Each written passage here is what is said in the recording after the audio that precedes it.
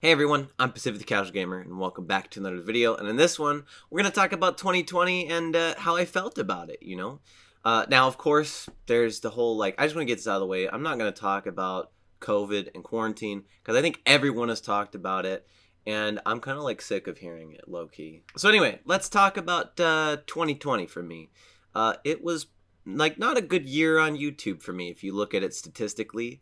I didn't really grow any, and in fact, I would say views and subscribers per month and watch time, that's all down. Okay, but in exchange for that, a lot of good things happened to me. So really, I would say the first one is I got to experience living off of my own business for the first time with the video editing. Granted, I couldn't do it if I didn't live with my girlfriend and she didn't also have an income, but it was still like my source of income and it was paying for things. It overall it was a good experience for me. I think whether or not it succeeded didn't matter, but the initial starting and having to work 80 hours a week sometimes just to make some money, not including taxes either. I haven't even done my taxes yet. I'm kind of terrified to see how much I owe in taxes. But, just doing things like that and experiencing it. It was a great experience. And it taught me a lot about, burnout. Taught me a lot more about burnout, I'd say. It taught me a lot about, how important it is to make it so that if you're going to do something like that, something crazy, that you really need to be into it. Because video editing, as much as I like video editing, I would say about half of the projects to 75% of them I really wasn't into.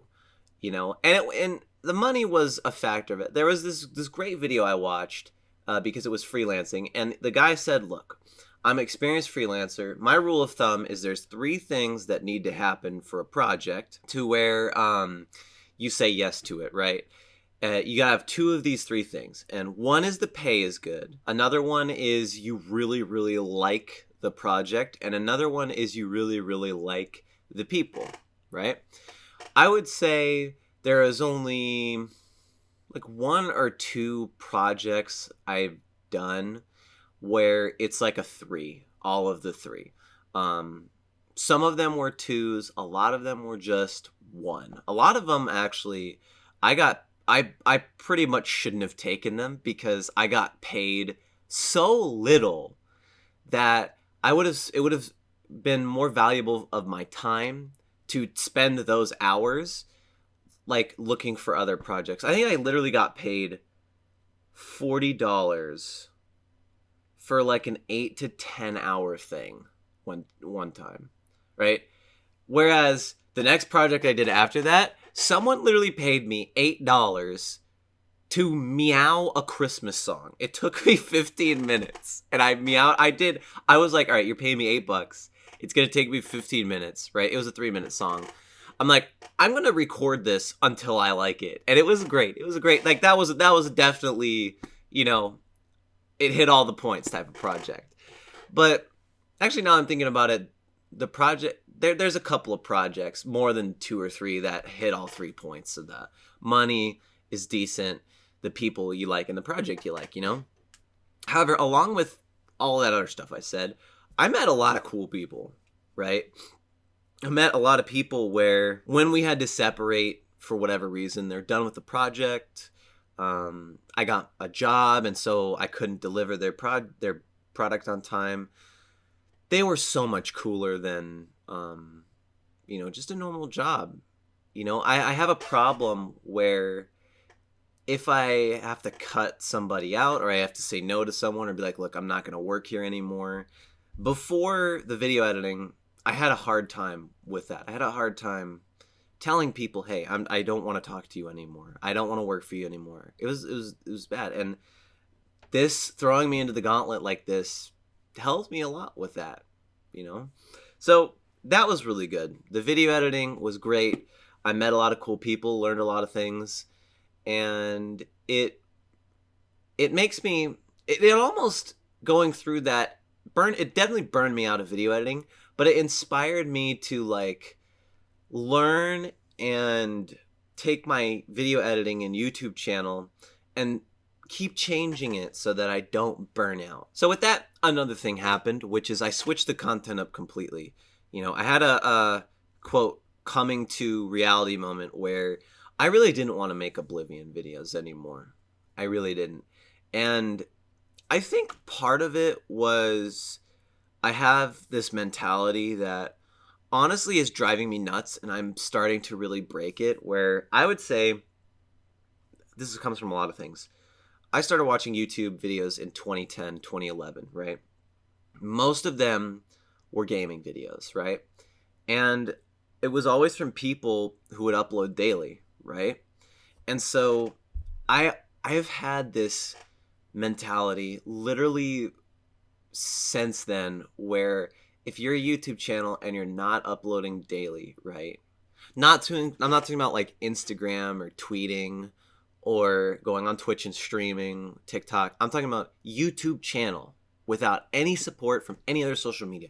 If you're going to take your channel and grow it, you have to upload daily. And I would say that's been saying you have to upload daily has been a negative thing for me, because I've done a lot of things. If you look at older videos I've made, right, in the when I was making Oblivion videos, I would cut a lot of corners just to make a video get uploaded daily, you know? And it made YouTube not fun for me.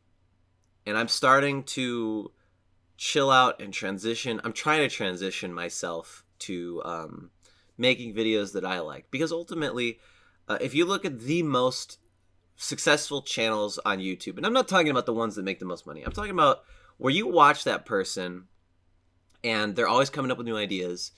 They love what they're doing.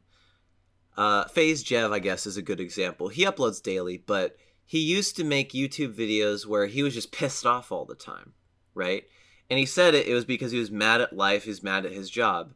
And because he was doing something that he loves, now he does something that he loves, he really doesn't upload videos where he's pissed off anymore, right? And that's because he does what he loves. Like, he loves to play the video games and post the YouTube videos and stuff like that. And it took me a long time to learn that, but I think I'm there, you know, with the whole leaving Oblivion, going to Siege, trying to be an esports player, which I'll get to that.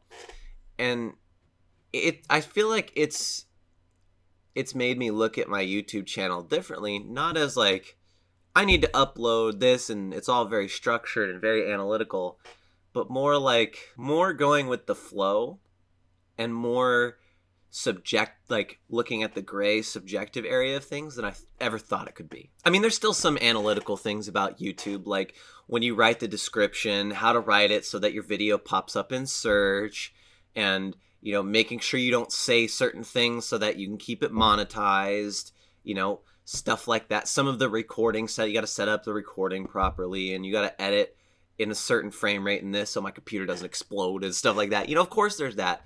But in the content itself, I think it's a little bit more subjective than I thought it was. And I hit this transition point. I hit it a while ago, but I think I've hit it even more now. You know, there's a saying where as soon as you start learning a little bit of something, you think you know a lot, right? And then the more you learn, the less you realize you know, right? And I think I have not stopped that process of the more you know, the less you know, because I keep learning more and more and more, and I'm like, man, I have no idea what I'm doing. I'm blind, you know, I don't know. And then someone will comment on my YouTube channel like, hey, you should do this, right? Your channel's dying. You need to do this, this, this. And I'm like, holy crap, I know a lot, because I know that that's not going to work. So it's a weird experience. It's really hard for me to put into words. So let's talk about the esport gaming thing that I tried, the stunt that I did. I did do a couple tournaments, and I loved it, dude. That was so much fun doing the Siege tournaments and the Siege scrims and all that. I learned a lot, though.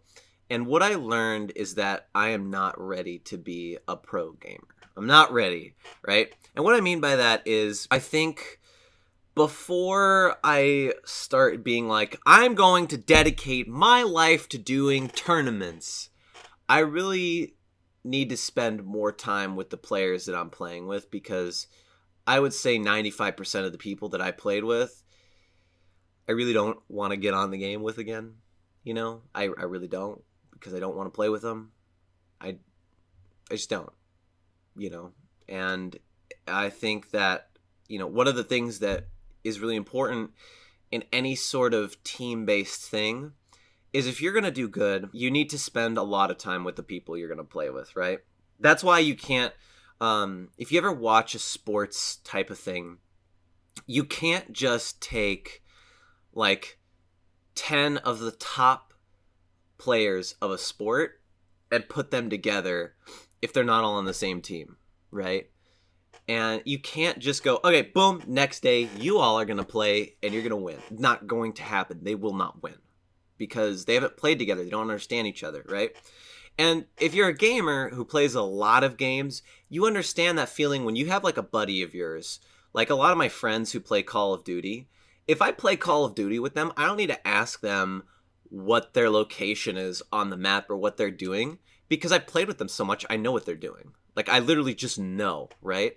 Like, Devin and I have been grinding hardcore Nuketown nonstop on Cold War, and I would say 90% of the time I know where he is, mostly because we have the same exact strategy of spawn trapping, so we keep running into each other and shooting each other all the time.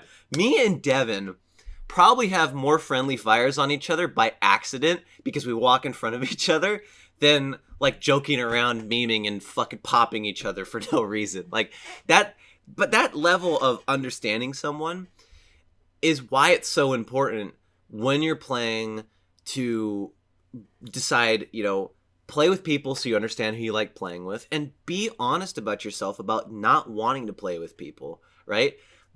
When my first team kind of broke up, and then my second team, we all kind of like fizzled out, stopped playing, I got on a third team, and I knew straight then I was not going to play with those people. However, we won a qualifier for a tournament. That was pretty cool. And then I left because I was like, I don't want to deal with these fools. I don't want to play with them. No. Now, that's a long-winded pre-explanation as to why I shouldn't be a pro gamer.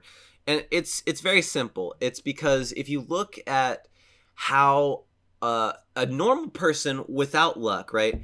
Without luck. I'm talking hard work, like, you know, you weren't just early to the scene, got an early contract, bam, you're a pro player. I'm talking about people like Shroud, right? Shroud is naturally talented. He could probably be a pro gamer if he didn't try. But what Shroud did was he played and played and played and played and played as much as possible. A lot of pro players who go pro in video games play and play and play as much as possible.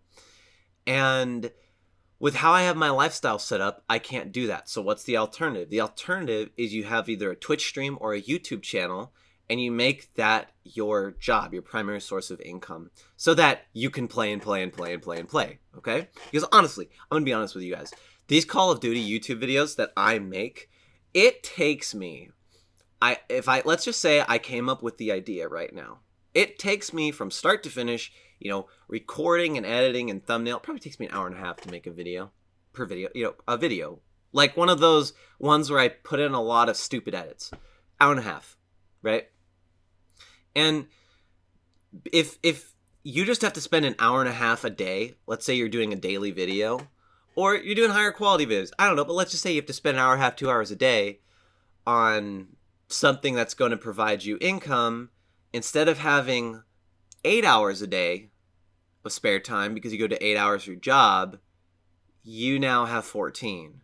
And you can throw in, you know, 8-hour gaming sessions where you're trying to level up, and you still have time for your relationship and your family and stuff. Because I don't want to sacrifice my relationship with my family members and my girlfriend and this and that, you know. My girlfriend and I really, really want to spend time with each other, you know. We love each other. And that's just going to be how it is, you know. And I personally am okay with, like, instead of being a pro player at 24 years old or something like that, I'm okay waiting till I'm like 35. I'm okay with it, you know, because I'm enjoying, you know, I don't want that relationship to go away. And that's just me, and that's a sacrifice I have to make. And yeah, it lowers my chances of being a pro gamer, but it's still not impossible. So where are we at now? Well, of course the editing business is gone now. I edit for like 2 people now. I did learn a lot because the people I met, like I said, and one of the clients that I worked for helped me get a job because he was a career coach, and his editing was basically taking, you know how Gary Vaynerchuk or actually any gamer takes live streams and cuts them up into highlights. That was my job. Literally, that was my job. And so I binge watched a whole bunch of stuff, and it really helped me get a job. And now I have a job in human services. I take care of old people. That's what I do. And I'm able to kind of like set my hours up so I have more time in the day to do stuff. You know, instead of it being like retail in Walmart where I was limited to working 9 hours a day with an hour lunch in between, they'll let me do 2 16-hour days and an 8-hour day at work. And if I need more money and a spot opens up, they're okay with me being like, yeah, I'll pick up that shift. So it allows me to, you know, make my life a little bit more like I want it to, you know, and I'm able to spend time with my girlfriend. That transition hasn't happened yet. And that's why you haven't seen me not only not post a lot of videos, but also kind of post lower videos with less edits, is because I'm still doing, you know, 5 8-hour days. And honestly, because of how Walmart was in my video editing, I haven't done I think this is the first actual job I have where you get a W-2 tax form where I do 5 8-hour days, because Walmart is a little bit less because they wouldn't let me do stuff. And I was still transitioning when I got Walmart. I was transitioning lifestyles. Then the video editing was just blown out of the water, but I didn't have to wake up at the same time every day to do video editing, so that was a trade-off. It was all a little crazy, but I'm optimistic about the future. You know, I think it's been a rough January for me. Like, it's just a mental gymnastics, you know, of transitioning job. What am I going to do with the YouTube channel? What am I going to do with this? Like, but I've gotten to the point where if I don't spend time making a YouTube video or, you know, doing my own stuff that I want to do, like, not like I just want to chill and play video games for 4 hours. Not like that, but like I have my goals and dreams, right? And I've gotten to the point where if I don't work on them, I get really, really sad. Like, I think this week I told my girlfriend, I was like, I'm just so sad today. Like, I was really sad this one day. It was like, you would think I was a freaking depresso espresso. I was like, man, I don't know. I need to take a whole day. I just told her, a whole day for just me, no one else. Like, and we decided it was a day where I just wake up, look at her, say hi. She didn't even talk to me. And then that same day, I spent, I think, an hour and a half editing some videos, and I was fine. You know, so it's been wild, you know. So I always like to talk about what I'm going to do for 2021. I think I'm gonna, you know, my girlfriend gave me, actually, I was thinking of making just videos about whatever, you know, whatever video games I'm playing. I started playing Shadow of War. I like it. I've only spent an hour and a half in it, but I really like it. It's an RPG. It's got the same I like it feeling of when I played Oblivion for the first time. So it's exciting, you know. She also gave me the idea of, like, you know, if I ever feel like making other kinds of videos, just go ahead and make them. And, you know, I was like, you know what, that's a good idea. Like, I kind of pushed back on her a little bit because I was sad that day. But honestly, it's a good idea. So what can you expect in 2021? Well, I'm just going to make videos. I know I already just totally said this. Call of Duty videos, of course, because I like recording Call of Duty videos. I like it so much that if I'm just playing Call of Duty and I'm not recording, I get really antsy and I want to record. Also expect some Shadow of War videos, and if I find a game, because I have Game Pass, you know, if I find a game on Game Pass that I like, I'll probably make some videos, and I'm gonna start focusing the channel more. I think it's time. I said this before. I'm gonna say it again. I think it's time to you know, my channel has really been informational for the past 5.5 years. It's been super informational. You know, almost all the videos that I've made have been some sort of like either directly a tutorial of like, this is how you build this in Oblivion, this is how you use this gun, this is how you do this is how you do that. Directly informational to, hey, I'm gonna play this game. This is what I did in Kerbal Space Program. I'm gonna play this game, but I'm going to explain to you everything that's going on. So it's basically a tutorial. And I think I'm going to focus more on entertainment. It's time. You know, it's time. I always said it's time, but it's time again to focus only on entertainment and maybe information. We'll see.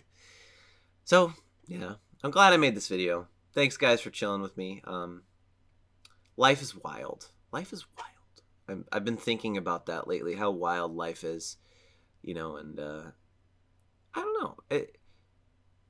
I like making internet content. I still do. You know, it's one of the few things where if I wake up and I'm super sad, right? Yesterday and today have been like that, where I wake up and I'm super sad, because it's whatever, you know. And I just sit down, I record a video, I edit a video, make a couple thumbnails, you know, make some tweets. Yeah, even write a random article on LinkedIn or Medium. I've never done that. I haven't done that in a while. But just write something, create something. It really, it's a mood booster.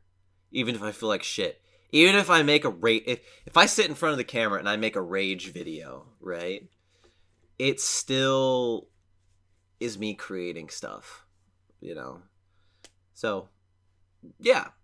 We'll see what happens. I'm excited. I'm always excited for 2021 and all the years after 2021.